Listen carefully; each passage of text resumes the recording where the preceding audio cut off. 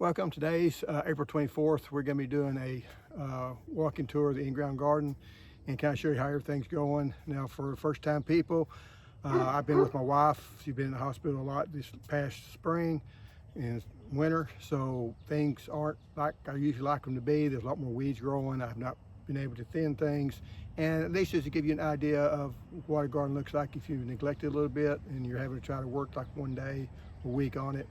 But anyway, this part actually looks pretty good. This is our broccoli. There's broccoli planted here.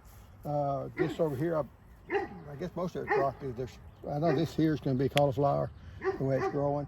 So it's starting to head up. We're going to have to keep a really good eye on it. It's not real big right now, but it's supposed to get up close to 90 degrees, and they can bolt on you really quick at those temperatures.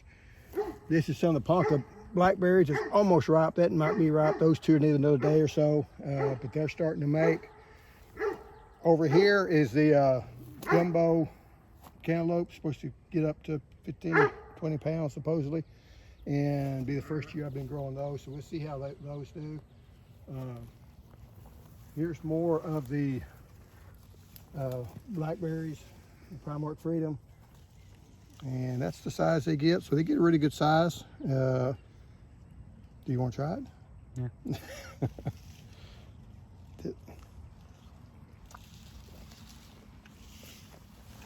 So use another day. This is probably more like what you want to look like. Just now getting the blush off of them. When you come back and pick those. And these here are some more Primark Freedom that's growing. Good healthy stalks. I did trim this one back. If you're not careful, this one got knocked around, so it got knocked back, so it's starting to die because if you let them grow too tall and start hitting on them, they can break at the base.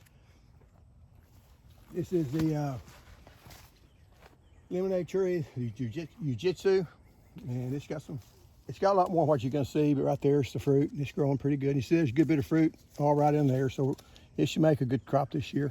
Some bigger ones up here, so you know, it's going to be a good crop this year. So if everything goes well, at least it's starting good.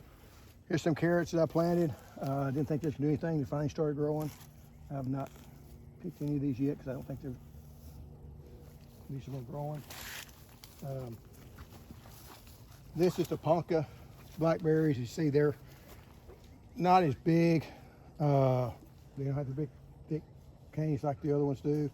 I like the flavor of these more than I like the flavor of the Primark Freedom, but if you like the tartar, a little bit of tartness in your blackberries, the Primark Freedom's got a little bit more tartness to it. This is the peach variety. I don't know what it is. It gets the brown rot really bad, and what you'll see, well, I seen one the other day. I guess it got knocked off. Yeah, but I can pick it, but that's not brown rot. Well, that's the start of brown rot. See right there? That's the fuzz that starts getting on them, and they'll take over the whole fruit. When you see it, you want to pick them up. That's probably more what you'll see. You know, a lot of times those be hanging from the tree. It's a mummified fruit, and all these little spores are kicking out, and they'll contaminate the rest of the fruit tree. Here's one. See right here? It's still hanging on the tree real well, but when you pick it off, it's got all that fuzz on it, and that's going to spread to all the rest of the fruit if you're not careful. You know, here's another one, and this one gets it really bad. If it continues to get it really bad and it keeps spreading like that, and I guess the other one had it too, because it starts here and now it's moving all the way around. And I put it in my pockets. I will take this and throw it in trash and haul it off. And you're seeing it come up over here. So, I mean, if they keep doing this, it's done it for a few years in a row. And like I say, it's starting it again. I was going to try to get one more year and see. I mean, granted, I haven't taken care of them. I did spray them once. It just seems to be bad. Now this one is my fault. If you don't thin out your fruit, you want to thin out fruit to about 3 to 5 inches apart. And as you see, that's not 3 to 5 inches apart. So it's pulled the tree over. These are almost ripening. Because you want to keep an eye on them, son. And see with this one, that's a little bit further away. It's a lot bigger than the other ones. So you know, and they can break the branches on them. There's another mummified fruit. So, and like I said, I have not sprayed them as often as I should. I really can't spray these now because I'd get one more spraying in on them, but I did look it up. It's 10 days after you spray it, you're not supposed to eat the fruit. It has to stay on the tree. So the pre-harvest intervals every 10 days. So if I spray it now and if it starts getting fruit on it, starts ripening. There's another one over there. And see, they can hit it just right before they start ripening. That hits it. And got a smarter one here. Now, I know what I said. I'm not going to put that one in my pocket because it's mushy. I didn't think this tree made anything. It's not made anything so far. I do got one peach on it. If that peach don't taste incredible, I'm cutting the tree down, I think. Because this tree, I think about the 4th year on this tree. The other tree was planted at the same time it was. The other tree over there was planted at the same time. It's like they're loaded down with fruit. This ain't got anything on it. And I'm kind of getting, it bloomed well. We got plenty of winter chill, so it should have been good. But they give a quick walk through. This is one thing I have neglected. I did plant them. These are cherry tomatoes up through here, and how they're looking. I did want to show you this tree. This is one of the, I can't remember that name of that one. Which one is this, son? The pomegranate. Pomegranate tree, it has bloomed out, and I think it's gonna make some fruit this year. So let's see, it's got several blooms on it. I don't forget what, I planted 4 or 5 varieties and I lost the tags for most of them. This one hadn't bloomed yet, so I got 2 more down there that hadn't bloomed. I have not taken care of these at all. I mean, I planted them and that's been it. I have not watered them. Really hadn't had much fertilizer around them. I kept the weeds back somewhat. Got a blackberry vine growing up around it. I will show one that sometimes happen on you, because this here is a green giant, growing good, looking good. The one beside it died, and don't know why, but it did, and could be any one of a number of different diseases. This is a pink brandywine, the one that had 2 beside it. It's doing well. Has not put on any fruit yet. There's that other pink brandywine there. This one here, it's Dr. Witchies, or Watchies, how you want to say it. It's just got a couple of fruit on it. I never picked these fruit off. Now what I'm going to do is put cages around these. And if I remember, I'll show you the cages I'm going to put around them. And but I haven't done that yet. And all these I want to put cages around them, but those probably have gotten too far along because I can't bunch them up to get inside the cages. So that's just one of the things. I just didn't have time to do it. These are the celebrities, Purple Boy, a couple of determined that's on the end. They've got some tomatoes on them. This here is a row of the paste tomatoes. What is this one? Invincible. And they've always made really well for me. Got some nice fruits on it already. Got some fruits. So here's also, I see that. Yeah, it's also Invincible. So, you know, they're doing well. And be careful with one there. This here, my watermelon patch, it's not done well. But they have a few. So, and I'm gonna come here and weed it. I've done some weeding. I did try to replant a couple of rows. I may replant a couple more rows. But I do have a few that's come up. I think I planted them too early. We also got 14 inches of rain one day, and the next week we got another 3 or 4 inches of rain. So we've had lots of rain. Sometimes that would drown things out. I think that's why I had a failure on the corn. I think it just went underwater. But the beans made it, and they was on the same row. So this here is the jujube tree. There's no snakes in here, don't worry about it. If there is some snakes, you hear us hollering and yelling and dancing. But it's starting to bloom. These are the blooms that they get on it. Looks like that's gonna make a lot of jujubes. So far, I'm not very good fan of the jujube tree. This is, I think, honey jar, if I remember right.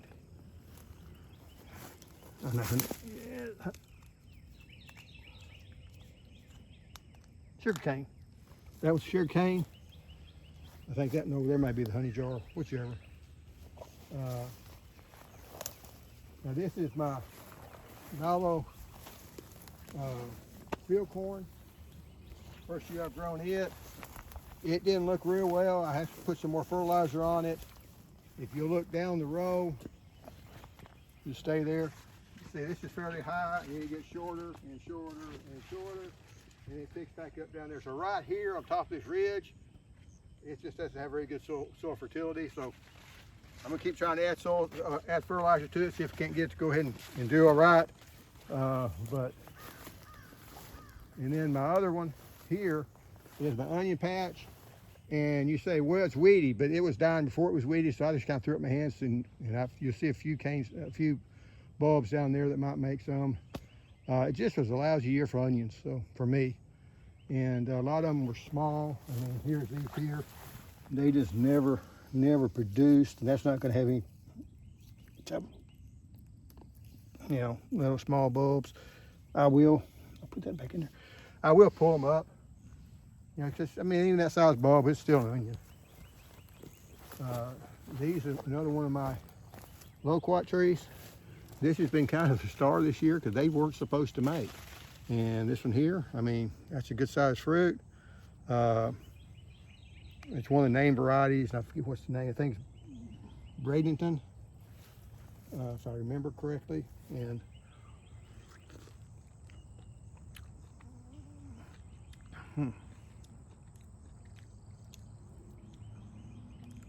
I've not found any kind of worms or anything in these, but this one's kind of looking funky. Which I know, because there ain't nothing worse than biting into a piece of fruit and finding half a worm.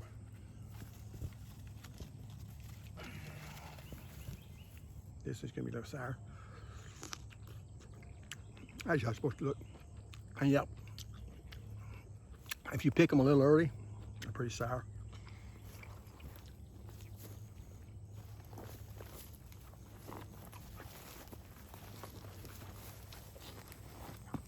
These are my potatoes. Red and orange, if I remember right.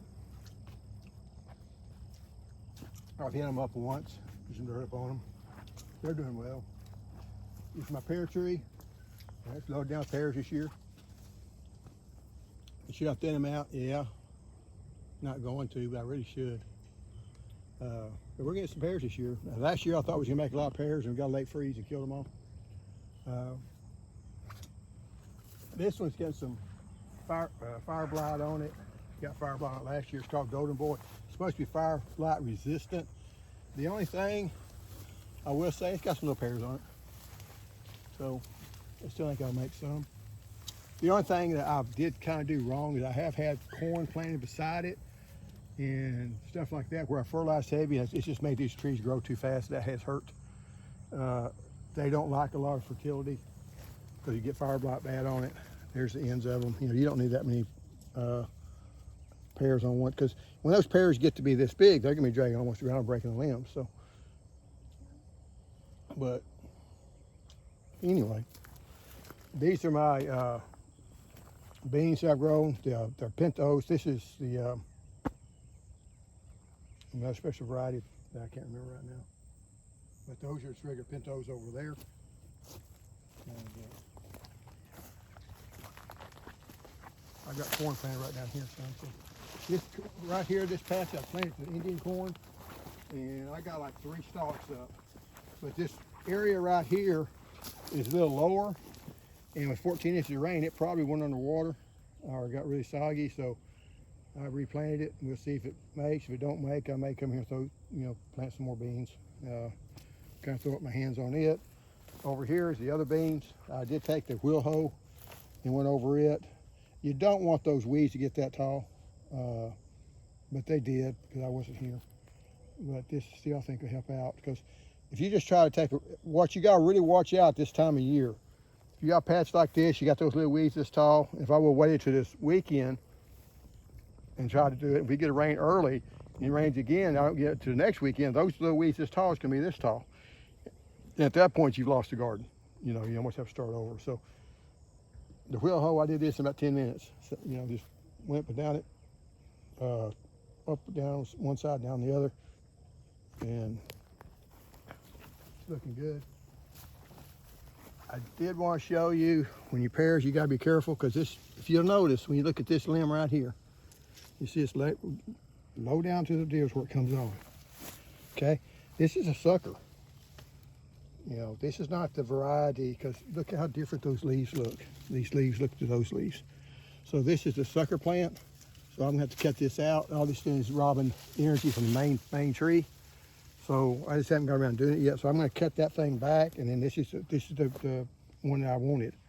It's got a really bad crotch right here that may end up splitting one day, because as that grows, you're gonna have a dead, a weak spot right there. But that's just how it kind of came. This is another pear tree. It's not as far along. I'm gonna try to come back this weekend and thin the pears on it, because the peaches on it, because it's got way too many on it. And really, you want to get them when they're about the size of a nickel, because what may be happening on these, I can thin these out, but the other fruit's probably not gonna get any bigger. The tree's kind of has figured out about what size it wants to get. That's not the plum cucurbita, I don't think. It's just we've had some of leaf-footed bugs attacking these. I think that's what's doing it.